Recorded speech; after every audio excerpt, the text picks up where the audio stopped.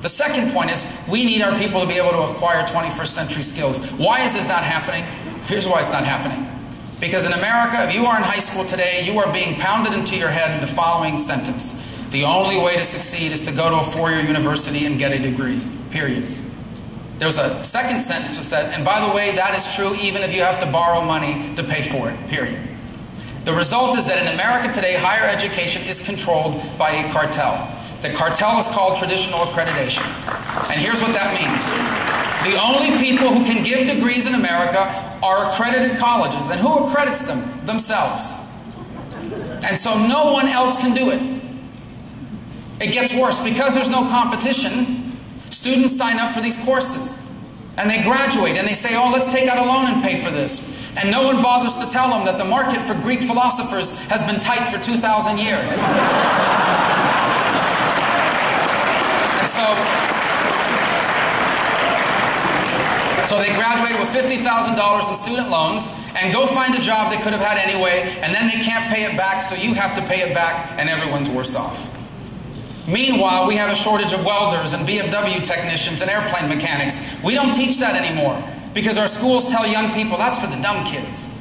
And yet we know those jobs are not only not for the dumb kids, they're for the smart kids, the hardworking kids, and the people who, quite frankly, want to get paid to work.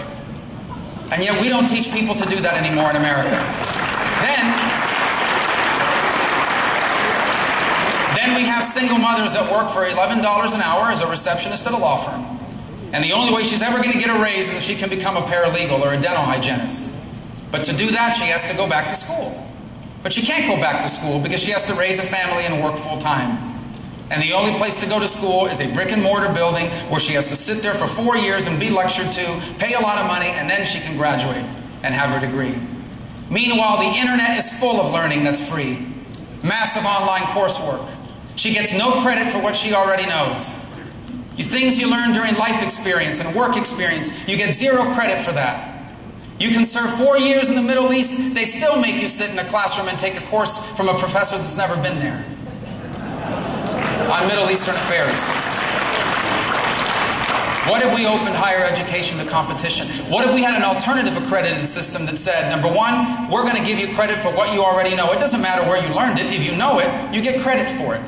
And then whatever you're missing, you can package it from a variety of different sources. Massive online courses, paid online courses, paid internships, unpaid internships, work experience, 5 classes at that college, 2 classes at that one, packaged learning. What matters is what you know, not where you learned it. And we need to open up higher education to competition and innovation so more people can acquire the skills that will allow them to achieve their version of the American dream. That's another century.